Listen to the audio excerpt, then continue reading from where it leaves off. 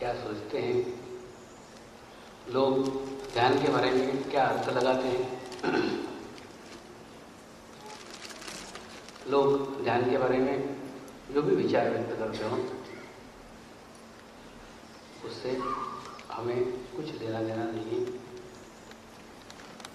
प्रत्येक को अभिव्यक्ति की स्वतंत्रता है, प्रत्येक अपने विचार व्यक्त कर सकता है, लेकिन जहाँ हमारे ही घर के लोग, हमारे ही परिवार के सदस्य ध्यान का जब गलत अर्थ लगाते हैं तो वो विचार करने का विषय है, सोचने का विषय है। आवश्यक है समर्पण ध्यान को आज फिर से एक बार नए सिरे से समझने की आवश्यकता है, तभी हम खुद समझ सकते हैं, दूसरे को समझा सकते हैं। ध्यान का एक अर्थ लगाया जाता है, ध्यान यानी सब कुछ छोड़ करके हिमालय में चले जाना। ध्यान यानी सब कुछ त्याग कर देना। जैसे कई पति जब रेगुलर ध्यान सेंटर भी आते हैं तो पत्नियों को डर लगने जाता है कि ये हिमालय में चले जाए। आप घर में जो भी विचार करते हैं सब विचार मेरे को सूक्ष्म के माध्यम से पहुंचते रहते हैं। एक एक विचार आपका एक एक थॉट्स पता चलता है। तो ऐसे विचार जब साधकों के घर में हो रहे हैं तो आवश्यक है कि ध्यान को फिर से एक बार परिभाषित किया जाए, ध्यान को फिर से एक बार समझा जाए। घर की एखादी लड़की, घर का एखादा लड़का अगर ध्यान में अधिक रुचि लेने लग जाता है, ध्यान में अधिक इंटरेस्ट लेने लग जाता है, तुरंत उनके माँ बाप के कान सतर्क हो जाते हैं, कहीं ये मेरी लड़की जोगन न बन जाए, कहीं मेरा लड़का सन्यासी न बन जाए। एक अंदर से डर निर्माण हो जाता है। देखिए, संसार रूपी वृक्ष में खाद देने का कार्य ध्यान का है, मेडिटेशन का है। आपको आपके संसार के अंदर सुव्यवस्थित तरीके से जीवन यापन करने के लिए जो ऊर्जा प्राप्त होना चाहिए, ऊर्जा आपको ध्यान के माध्यम से मिल सकती है। इसलिए सर्वप्रथम ध्यान के बारे में जो आपकी आशंका है, उस आशंका को सर्वप्रथम दूर कर लीजिए। दूसरा, जिन लोगों को ध्यान के बारे में जानकारी नहीं है, जो साधक नहीं है, वो भी आपके ऊपर शंका करते हैं। उसके बाद में आपके परिवार के सदस्यों को अपनी शंका अभिव्यक्त करते हैं, बताते हैं, और इसी के कारण एक तनाव का वातावरण निर्माण हो जाता है। देखिए, कोई व्यक्ति पूजा रेगुलर कर रहा है तो उस व्यक्ति को समाज धार्मिक कहता है, तो व्यक्ति बड़ा धार्मिक है। लेकिन एक व्यक्ति ध्यान कर रहा है तो उसको धार्मिक नहीं समझता, वो सोचता है ध्यान कर रहा है मतलब ये योगी बनेगा, ध्यान कर रहा है मतलब ये सन्यासी बनेगा, मतलब इसका अर्थ विरक्ति के साथ लगाया जाता है। एक्चुअली ऐसा नहीं है। पूजा पाठ यह बहुत आसान है, पूजा पाठ करना बहुत सरल है, क्योंकि ये शरीर से की जाती है। उसके लिए जरूरी नहीं कि मन भी आपके साथ में हो, आवश्यक नहीं कि पूजा के दफे चित्त भी पूजा में ही हो। बिना चित्त के, बिना मन के भी पूजा करते हैं तो कर सकते हैं। लेकिन ध्यान प्राइमरी का नॉलेज नहीं है, प्राइमरी का स्टेज नहीं है। ध्यान कॉलेज का विषय है। ध्यान करने के लिए आवश्यक है शरीर की एकाग्रता के साथ चित्त की एकाग्रता, मन की एकाग्रता भी होना आवश्यक है, अन्यथा ध्यान नहीं हो पाएगा। तो ये एक उच्च अवस्था है, प्राइमरी स्टेज नहीं है। इसलिए ध्यान यानी कुछ भी छोड़ना नहीं है। ध्यान यानी कहीं भी भागना नहीं है। जो लोग संसार से भाग के गए हुए हैं, ऐसे भगोड़े आपको क्या हेल्प करेंगे, क्या मदद करेंगे? जो संसार में रह रहे हैं, संसार में रहते हुए ध्यान कर रहे हैं, अपने फैमिली में रह रहे हैं, अपने फैमिली को चला रहे हैं, फैमिली के समस्याओं को जान रहे हैं, वही आपको सही मार्गदर्शन कर सकते हैं। जो मैदान छोड़ के भाग गए, उनका तो कुछ संबंध ही नहीं है हमसे, उनके अनुभव का कोई मतलब ही नहीं है, क्योंकि उनको कोई अनुभव नहीं है। जिसने विवाह किया ही नहीं है, जिसका कोई परिवार ही नहीं है, वो जो भी राय देगा विवाह के बारे में, जो भी राय देगा परिवार के बारे में, उसको क्या उचित है, क्योंकि उसका कोई अनुभव ही नहीं है। जब तक किसी मार्ग से गुजरा न गया हो, जब तक किसी रास्ते का अनुभव प्राप्त न हो, तब तक उस व्यक्ति के बात को कोई महत्व नहीं है। इसलिए आवश्यक है आप इन लोगों के बातों पे ध्यान देने की आवश्यकता नहीं है। ध्यान आपके संसार रूपी वृक्ष का खाद है, फर्टिलाइजर है। अगर आप ध्यान करोगे, आप आपके जीवन में सुख और समृद्धि प्राप्त करोगे, मानसिक शांति प्राप्त करोगे, तो एक सशक्त माध्यम खाद के रूप में उसको आपको करना आवश्यक है। ध्यान से कहीं भी आप छूटने वाले नहीं है। आप सबके भीतर रहते हुए, सबके साथ रहते हुए, फिर भी परमात्मा के साथ जुड़े रहने की कला ध्यान है, मेडिटेशन है। आपको कुछ छोड़ने का नहीं है, कुछ तोड़ने का नहीं है, कुछ फोड़ने का नहीं है, कुछ करने का नहीं है। सब कुछ करते हुए योग है। ध्यान योग का अर्थ जोड़ना, ध्यान को आपके जीवन के अंदर जोड़ना। समर्पण ध्यान एक विश्व की परमात्मा की शक्ति है। उस परमात्मा की शक्ति को एहसास करते हुए, वो विश्वव्यापी चेतना है, उसको हम धर्म से ऊपर उठ करके सोचना होगा।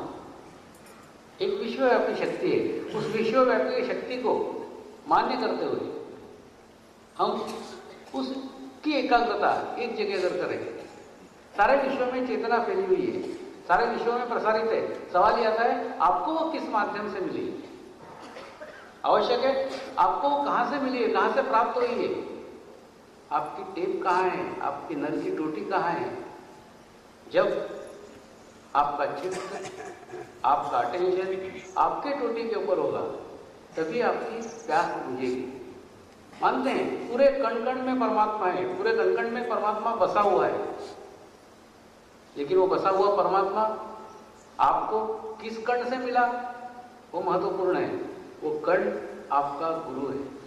अगर आपकी एकाग्रता आपके कण के ऊपर रहेगी, तो आपको विश्व के सारी चेतना का अनुभूति उसी कण से हो जाएगी। उसके लिए एक एक जगह जाने की आवश्यकता नहीं है, दर दर भटकने की आवश्यकता नहीं है। धर्म को भी फिर से एक बार समझने की आवश्यकता है, धर्म को भी फिर से एक बार परिभाषित करने की आवश्यकता है। धर्म वो आत्मज्ञान है, धर्म वो आत्मज्ञान है जिस आत्म के ज्ञान के द्वारा आपके आत्मा की जागृति होती है, जागृत रहती है और जागृत होते हुए जाती है।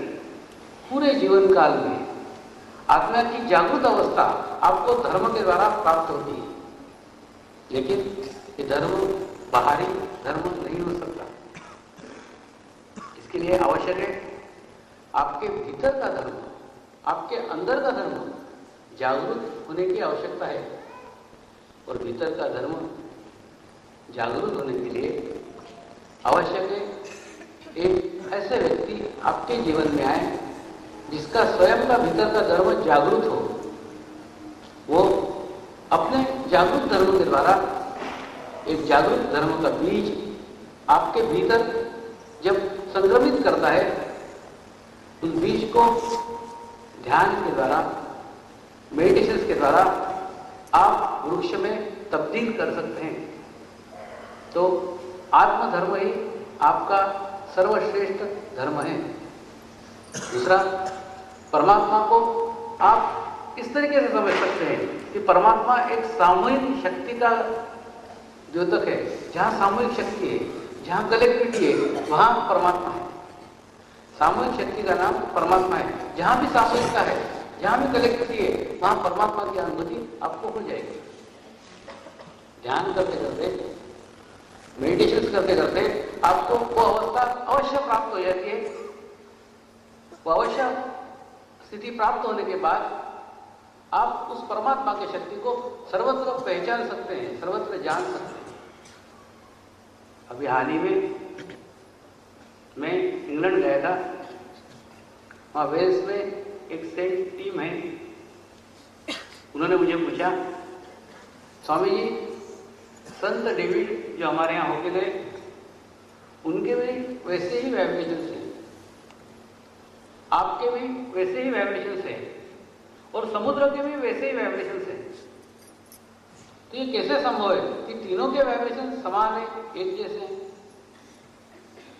मैंने उनको उत्तर दिया, वाइब्रेशंस सामूहिक शक्ति के होते हैं। जहां सामूहिक शक्ति विद्यमान है वहां वाइब्रेशंस है। संत डेविड जो हजारों लोगों के साथ जुड़े हुए थे, हजारों आत्माओं के साथ जुड़े हुए थे, तो हजारों आत्माओं की कलेक्टिविटी उनके साथ में थी, इसलिए उनके अंदर वाइब्रेशंस थे। मैं हजारों आत्माओं के साथ जुड़ा हुआ हूं, मेरी आत्मा हजारों आत्माओं के साथ जुड़ी हुई है, इसलिए मेरे अंदर भी कलेक्टिविटी है, मेरे अंदर भी सामूहिकता है। उस सामूहिक शक्ति के कारण वाइब्रेशंस महसूस हो रहे हैं। समुद्र में भी करोड़ों कण जल के सम्मिलित हैं, पानी की सामूहिकता है, कलेक्टिविटी है, इसलिए वहां पे वाइब्रेशंस है। कहने का मतलब, जहां भी सामूहिक शक्ति है, जहां भी कलेक्टिविटी है, कलेक्टिविटी के जहां आप सानिध्य में जाएंगे, जहां आप सामूहिकता में जाएंगे, आपको वाइब्रेशंस महसूस होंगे। इसलिए हम ईश्वर को इस प्रकार से परिभाषित कर सकते हैं कि सामूहिक शक्ति का नाम परमात्मा है। सवाल यह आता है, एक व्यक्ति सामूहिक शक्ति के साथ कैसे जुड़ सकता है? तो जुड़ने के लिए आवश्यक है वो एक ऐसे माध्यम का चुनाव करे जो माध्यम हजारों लोगों के साथ जुड़ा हुआ है, जहां सामूहिकता है, जहां कलेक्टिविटी है। जब सामूहिकता बढ़ती चली जाएगी, ऑटोमेटिकली वाइब्रेशंस भी बढ़ते चले जाएंगे। आज जो ध्यान में आपको अनुभूति हो रही है, वो अनुभूति आज से 10 साल के बाद में और बड़े स्तर पे होगी, क्योंकि तब तक सामूहिकता बहुत बड़ी शक्ति निर्माण हो जाएगी। इसलिए आज हम परमात्मा की शक्ति को, विश्वव्यापी शक्ति को, जो कण कण में बसी हुई है, उसको महसूस कर सकते हैं कि सामूहिक कलेक्टिविटी का नाम, सामूहिक शक्ति का नाम परमात्मा है। अभी हाल ही में आपको पारस भाई ने संत की पदवी के बारे में बताया, वो कैसे प्राप्त हुई, उसका विस्तृत वर्णन अभी मैं आपको करता हूं। मैं पहली बार जब गत वर्ष लंदन गया था, लंदन के 5 घंटे के रास्ते पे एक कार्डिफ करके जगह है, वहां अपना सेंटर पिछले 2 सालों से चल रहा है। वहां मैं राजेंद्र पिसावड़िया के घर पे उतरता हूं।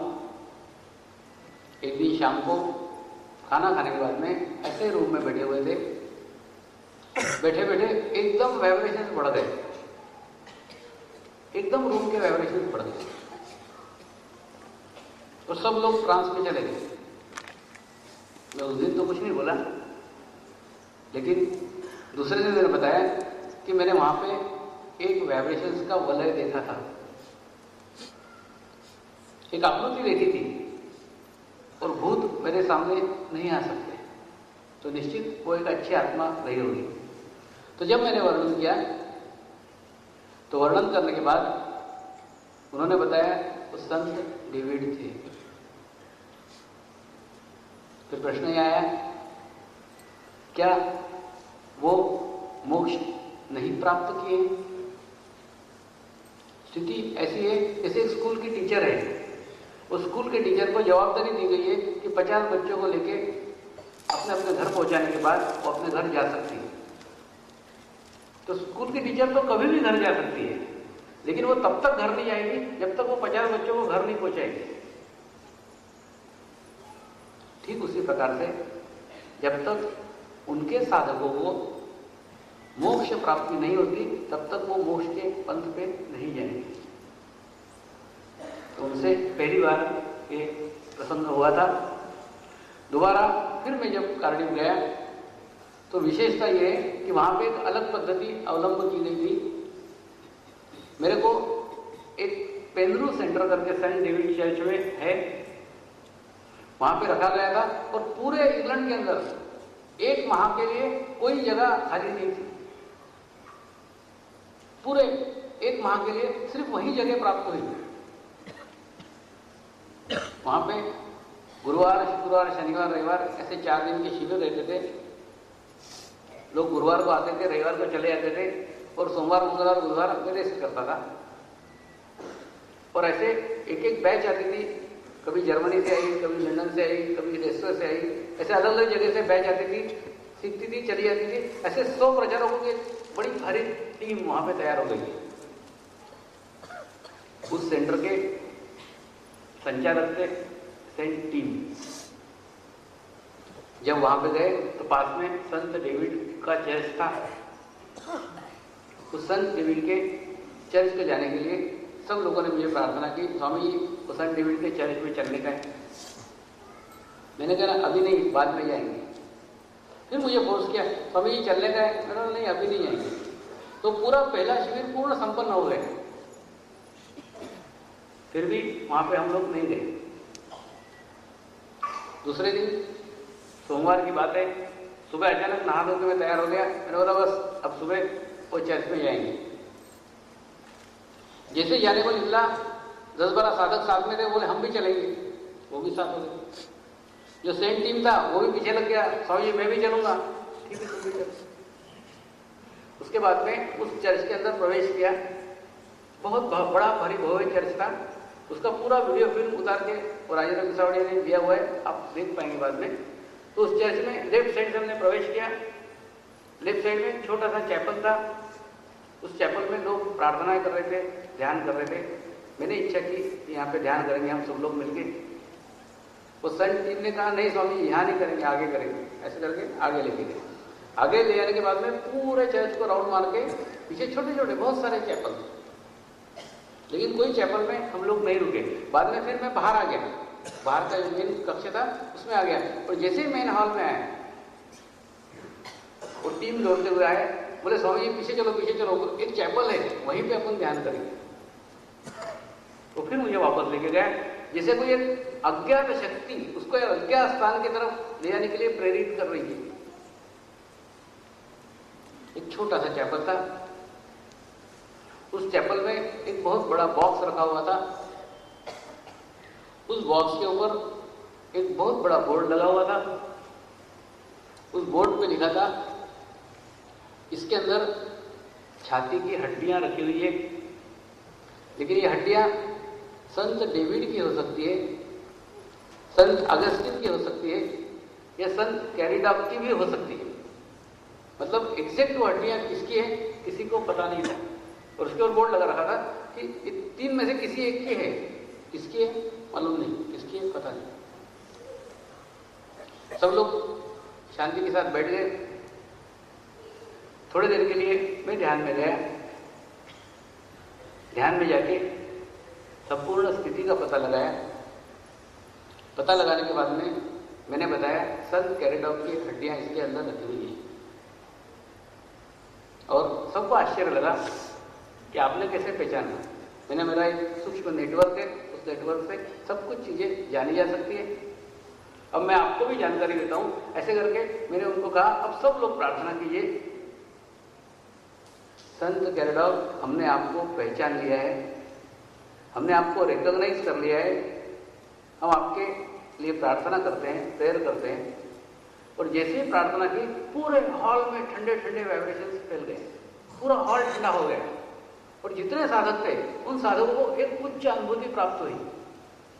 सबने रिकॉग्नाइज किया था। मैंने कहा था उस संत को उसके जीते ही किसी ने रिकॉग्नाइज नहीं किया, किसी ने नहीं पहचाना, किसी ने नहीं जाना। उसके मृत्यु के पश्चात भी उसको किसी ने नहीं जाना। उसके हड्डियों को भी पहचाना नहीं गया। उसके ऊपर भी बोर्ड लगाया हुआ था इसकी थी, इसकी थी या इसकी थी। बाद में वो टीम को मैंने कहा तू दोनों हाथ ऐसे कर और प्रार्थना कर संत कैरीडॉक मैं तुम्हें जान गया हूं, तुम्हें पहचान गया हूं। ऐसे करके दोनों हाथ करके जैसे ही उस पेटी की तरफ वो खड़ा हुआ, मैंने पीछे से उंगलियां ऐसे ऐसे ऐसे की, उसके अंदर की कुंडली सट सट सट सट ऊपर चढ़ती गई, तो पूरे सांप शरीर के ऊपर चढ़ के वो पूरा डोलने लग गया। दोनों शक्तियों के बीच उस टीम का तो सैंडविच ही बन गया। उसके बाद में उसकी वीडियो शूटिंग ली गई, लेकिन इस घटना को हमने दबा के रखा कि जब तक हमारे शिविर संपन्न नहीं हो जाते ये बात आप बाहर मत निकालो, अन्यथा मुझे वहां रहना मुश्किल हो जाएगा। फिर भी धीरे धीरे वो बात उस वेश में फैली गई, और फैलने के बाद जो संत को सम्मान देते हैं वो सम्मान से उन्होंने अंतिम दिन मुझे नवाजा। तो कहने का मतलब जो वाइब्रेशंस है, जो चैतन्य है, वो धर्म से परे है। ये पूर्व निश्चित था। वो आज इतने सालों से वहां पे रह रहा था, यह अनुभूति कभी नहीं हुई। उसको माध्यम बनाया गया उस संत की हड्डियों को रिकॉग्नाइज करने के लिए। उस संत ने उसको माध्यम बनाया, मीडिया बनाया, ताकि वो उसको जान सके। सब पता था कि मैं वहां पे जाने वाला था, वहां पे ऐसा होने वाला था, ये सब कुछ पूर्व निश्चित था। और उसने प्रभावित होकर मेरे ऊपर एक पुस्तक लिखने का निर्णय किया है। वो पत्रकार है, अब एक अच्छी पुस्तक उसके ऊपर लिख रहा है। और दूसरा, जब वो 3 दिन मेरे फ्री रहते थे, सोमवार, मंगलवार, बुधवार, उस समय वो मेरे इंटरव्यू लेता था। ऐसे ले लेके उसने काफी जानकारी इकट्ठा कर ली है, उसके ऊपर पुस्तक लिख रहा है। शीघ्र ही पुस्तक वो प्रकाशित होगी। उस जगह बहुत सुंदर जगह थी। एक पहाड़ के ऊपर एक छोटा सा चैपल था। उस चैपल में 34 कमरे थे और पूर्ण वातावरण शुद्ध था, पवित्र था। उसके आगे समुद्र था। ऐसी शांत प्रिय जगह मुझे प्राप्त हुई थी और 1 माह मैंने बहुत अच्छे तरीके से निभाया। वहां वो लोग कितना कोऑपरेट करते थे आप देखिए। एक बार एक लड़का वहां से स्कूटर लेके अंदर आ रहा था। उसको पूछा, क्या स्कूटर पंचर हो गई, हाथ में लेके क्यों आ रहा है? बोले, स्वामी जी मैं स्कूटर चलाते हुए आऊंगा ना तो आपको डिस्टर्ब होगा, इससे हाथ में लेके आना। मतलब छोटी छोटी बातों का उन लोगों ने ध्यान रखा। उस जगह अगर एक प्लम्बर भी आता था तो मेरे को पूछते, स्वामी ये प्लम्बर आने वाला है, नल ठीक करने का है, उसको लाऊं क्या? मतलब एक एक चीज पूछ करके करते थे, एक एक चीज ध्यान रख के करते थे। तो ऐसी छोटी छोटी चीजों के कारण, छोटी छोटी बातों के कारण वहां पे एक अच्छा वातावरण निर्मित हो गया था और उसका आनंद 1 माह तक खूब लोगों ने प्राप्त किया। बहुत सुंदर समुद्र किनारा था। आप अगर इंग्लैंड का मैप देखें तो उसमें सन डेविड करके लास्ट में पॉइंट है, उस पॉइंट पे 1 माह मैं वहां पे रहा हूं। कहने का मतलब परमात्मा की शक्ति तो किसी धर्म में बांधा नहीं जा सकता। जिसका कनेक्शन परमात्मा के साथ है, इसका कनेक्शन चैतन्य के साथ है, उसके लिए कोई लैंग्वेज की आवश्यकता नहीं है, कोई माध्यम की आवश्यकता नहीं है। समझने वाले कितने मेहनत से समझते थे आप कल्पना कीजिए। मैं तो हिंदी में भाषण देता था, मेरा हिंदी का भाषण इंग्लिश में ट्रांसलेट होता था, इंग्लिश का भाषण जर्मनी में ट्रांसलेट होता था, और जर्मनी का भाषण जाने के बाद फिर उनकी ट्यूबलाइट जलती थी। ऐसे जर्मन के साधक तैयार हुए हैं। आपको तो बड़े आसानी से मिल रहा है, वहां आसानी से नहीं मिला, लेकिन उसके बावजूद भी बहुत अच्छे तैयार हुए हैं। तो उन्होंने फ्रंटफुट में और म्यूनिक में 2 बड़े सेंटर खोले। एक विशेषता थी, उनमें से कोई भी सिर्फ एक ही बात मांगता था, स्वामी जी स्पिरिचुअल प्रोग्रेस चाहिए, बाकी कुछ नहीं। ऐसा नहीं था कि उनके पास समस्या नहीं थी, ऐसा नहीं था कि उनके पास प्रॉब्लम नहीं थी। मेरे सामने आने के बाद में तो कुछ चीज छुप ही नहीं सकती। अगर आपके भीतर समस्या है, आपके अंदर प्रॉब्लम है, तो आप तुरंत मेरे को बताएंगे, बिना बताए जा ही नहीं सकते। तो क्या कारण था कि उनके भीतर समस्या होते हुए, उनके भीतर प्रॉब्लम होते हुए वो जवाब में नहीं आएंगे? कारण एक ही था, उनको पता था ये गुरु स्थान है, इस स्थान पे ये बात कहने की जगह नहीं है, उपयुक्त जगह नहीं है, वहां पे उचित नहीं था। तो जब वो एक ही मांगते थे, स्पिरिचुअल प्रोग्रेस चाहिए, आध्यात्मिक प्रगति चाहिए। और मैं उनको कहता था, आध्यात्मिक प्रगति मांग करके आपने सब कुछ प्राप्त कर लिया, सब कुछ मांग लिया। इसलिए मैं आपको भी कहता हूं, आप छोटी छोटी बातें मत मांगिए, एक एक चॉकलेट मत मांगिए। मैं तो पूरा चॉकलेट का डब्बा देने के लिए बैठा हूं, लेकिन आप डब्बा मांगेंगे तब ना दूंगा। मेरी भी सीमाएं हैं, मैं स्वयं होकर कुछ नहीं दे सकता। कोई भारत के साधक भी वहां आए थे, उन्होंने मुझे कंप्लेंट की, शिकायत की, स्वामी जी आप पार्सलिटी करते हो, यहां पे तो बड़े जम के धुलाई करते हो, इंडिया में नहीं करते।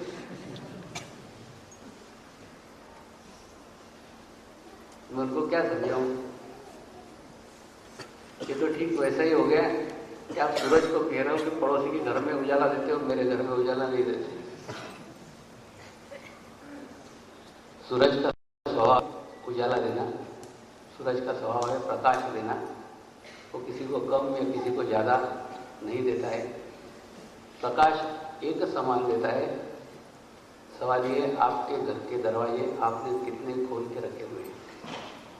जितने आपने आपके घर के दरवाजे खोल के रखे हैं, जितने आपने आपकी खिड़कियां खोल के रखी है, उतना ही अधिक से अधिक तो प्रकाश आपके घर के भीतर आएगा।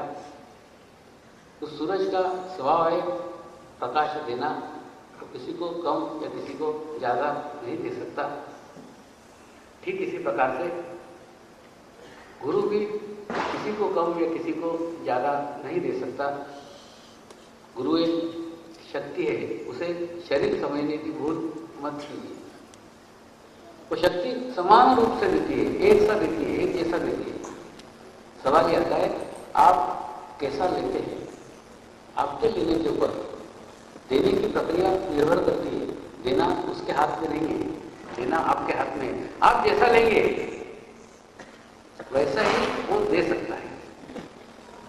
इसलिए ऐसा कुछ नहीं है, सिर्फ मेरे को ऐसा लगा कि स्थिति में अंतर आ गया है।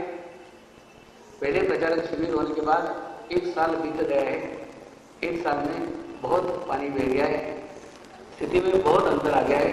तो बहुत अंतर आने के कारण ही यह प्रतीत होता था कि सामने आने वाले के पूर्ण क्लियरेंस होता था, पूर्ण सफाई होती थी। दूसरा, मेरा भी फिर बदलाव आया है, मेरे अंदर भी एक भीतर से चेंज आया है। वो चेंज ये है कि अभी मेरा पूर्ण लक्ष्य कुंडलिनी में रहता है। आत्मा तो समान है, आत्मा तो एक सा है, आत्मा के ऊपर विचार करने का कोई विषय ही नहीं है। सबका आत्मा समान है। कोई आत्मा पवित्र और कोई आत्मा अपवित्र हो ही नहीं सकता। कोई आत्मा छोटा या कोई आत्मा बड़ा हो ही नहीं सकता। कोई आत्मा सुखी और कोई आत्मा दुखी हो ही नहीं सकता। ये एक मन की मनोदशा है। आत्मा आत्मा है, समान है, एक सा है। आवश्यक है उसकी कुंडली का रिकॉर्ड देखा जाए। पिछले 7 जन्मों का रिकॉर्ड देखने के बाद में सब कुछ पता चल जाता है, सब कुछ मालूम हो जाता है। तो इसलिए आजकल मेरा ध्यान, आजकल मेरा अटेंशन किसी भी आने वाले के कुंडलिनी पे होता है, आत्मा पे नहीं। तो कुंडलिनी पे ध्यान रखने के बाद में वो एक रिकॉर्ड है। देखिए, मैं आपको दूसरे तरीके से समझाता हूँ। जैसा एक स्टूडेंट है जो मंथली टेस्ट में रेगुलर अच्छे मार्क्स से पास हो रहा है, और वो अगर एनुअल एग्जाम में खराब भी मार्क्स लाए तो भी वो पास तो होने ही वाला है। उसका पिछला रिकॉर्ड अच्छा है। और एक लड़का है जिसका पिछला सारा रिकॉर्ड खराब है और अभी बहुत अच्छे मार्क्स ला रहा है, तो भी वो पास नहीं हो सकता। कुंडलिनी एक सूक्ष्म शक्ति है। उस सूक्ष्म शक्ति में आपके पिछले सारे जन्मों का रिकॉर्ड भरा हुआ है। आपने कहां से कौन सा जन्म लिया, उसके बाद में क्या कर्म किए। जो अच्छे कर्म किए अच्छा रिकॉर्ड है, बुरे कर्म किए बुरा रिकॉर्ड है। इसीलिए ऐसी एक घटना लंदन में हुई। एक साधक ऐसे ही मिलने के लिए सामने आए। 2 पत्नियों को छोड़ चुके थे, शराबी थे, दुनिया भर के उनके अंदर बुराइयां थी, चक्र उनके दूषित थे, उनकी एनर्जी खराब थी, सब वाइब्रेशन भी खराब थे। उसके बावजूद भी जैसे ही मेरा चित्त उस कुंडली पे गया, देखा तो कुंडलिनी बहुत सुंदर थी। कुंडलिनी का रिकॉर्ड बहुत अच्छा था, बहुत अच्छा रिकॉर्ड था। मैंने कहा इनके चक्र खराब हैं, इनका जीवन खराब है, ये कोई अच्छा व्यक्ति परिभाषित नहीं किया जा सकता। लेकिन ये आदमी का अब टाइम चेंज होगा। जो कुछ उसको इस जीवन में भोगना था वो समाप्त हो गया है। अब उसके कुंडली ने मेरे कुंडली को पहचान लिया है। अब उसका एक सन्मार्ग शुरू होगा, उसका एक अच्छा मार्ग शुरू होगा और उसकी आध्यात्मिक प्रगति होगी, क्योंकि उसका सारा पिछला रिकॉर्ड अच्छा है, वो अच्छे मार्ग से पास होगा। ऐसी कुंडली का अध्ययन एक बार अनायास ही हो गया। यूके में मैं 2 माह रहा और प्लेन से उतरने के बाद में और प्लेन में चढ़ने तक पूरे 2 माह 24 घंटे मेरे साथ विंस थॉमसन रहते थे। संत पेंड्रू चर्च के अंदर एक दिन सवेरे ऐसे ही नाश्ता के टेबल पे बैठे थे। बोले स्वामी जी, मैं बताना चाह रहा था, नहीं चाह रहा था, 3 दिन से एक आकृति मुझे रोज ध्यान में आ रही है।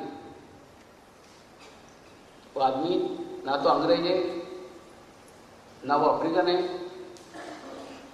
ऐसा गेहुआ रंग है और कुछ कॉपर सलीका गले में पहना हुआ है। कौन व्यक्ति है, कौन है मालूम नहीं, लेकिन रोज आ रहा है, 3 दिन से आ रहा है। मैंने उसको कहा कि शांति से नाश्ता करने दे, बाद में बात करते हैं। बाद में बाहर बगीचे में लेके गया, उसके ऊपर अटेंशन डाला, उसके ऊपर चित्त डाला। पास में निर्मला बहन बैठी थी, जया बहन बैठी हुई थी। ये लोग सब उसके पॉइंट्स को नोट कर रहे थे। उसके ऊपर चित्त डाल के उसको पूछा, तू कौन है? उसने कहा मैं सन पीटर हूं। 750 साल पहले से मेरी जन्म की प्रक्रिया स्टार्ट हुई थी। 750 साल से मैं गुरु तत्व के साथ जुड़ा हुआ हूं और हर जन्म में मेरे साथ मेरे साधक भी चले आ रहे हैं। ये मेरा अंतिम जन्म है, आप तक पहुंचना ही मेरा लक्ष्य था, इसलिए मैं उस लक्ष्य तक पहुंचा हूं। मैंने उसको पूछा मैं कौन हूं? उसने कहा आप डिवाइन मास्टर हैं, आप तक पहुंचना ही मेरे जीवन का लक्ष्य था। 750 साल से यही प्रक्रिया मैं लगातार दोहरा रहा हूं। लेकिन जब ये विंस का जन्म हुआ तब भी मैंने मेरे इसके माँ को एक सूचना दी थी, एक संकेत दिया था, लेकिन उसकी माँ उस जन्म के समय उसको पहचान नहीं पाई। संकेत देना चाहता था कि विंस एक अविलक्षण प्रतिभाशाली संत है, सामान्य बालक से मत समझना। लेकिन उसकी माँ उसे नहीं पहचान पाई। आज जब आपने इसके आत्मा को जन्म दिया तो मैंने भी आपको संकेत दिया, और मेरा संकेत आज आप पहचान गए हैं, आज मुझे आपने जान लिया है। मैं बहुत खुश हूँ, बहुत प्रसन्न हूँ। तो उस विंस को मैंने कहा कि मैंने तेरे को जान लिया है, इसलिए मैं तुझे अधिक वेटेज दूंगा ताकि तू अधिक से अधिक कार्य कर सके। ठीक उसी प्रकार से आवश्यक है तू भी स्वयं को उतना एकाग्र कर कि तेरे हाथ से कार्य होने वाला है। तेरे हाथ से कई साधक हैं, हजारों साधक जो उसके जन्मों के साथ में जुड़े हुए थे, वो सब इस मार्ग में वो लेके आने वाला है। उसका बहुत विस्तृत चर्चा उसके बारे में हुआ। उसके सारे कुंडलिनी का अध्ययन किया, 7 जन्मों का अध्ययन किया। कहने का मतलब कुंडलिनी वो शक्ति है, ये शक्ति के साथ आपका सारे जन्मों का